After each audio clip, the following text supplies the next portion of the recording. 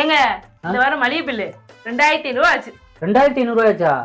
2500 என்னடி பண்ண? 3 வேளைக்கு வாய்க்கு ருசியா நல்லா சாப்பிட்டியல.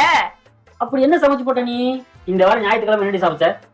என்னங்க ஞாயிற்றுக்கிழமை 1 கிலோ கறி எடுத்தோம்ல. திங்கக்கிழமை என்ன குழம்பு வச்ச? திங்கக்கிழமை வெண்டைக்காய் புளி குழம்பு. செவ்வாய்க்கிழமை என்ன குழம்பு வச்ச? செவ்வாய்க்கிழமை முள்ளங்கி சாம்பார். புதன்கிழமை என்ன குழம்பு வச்ச?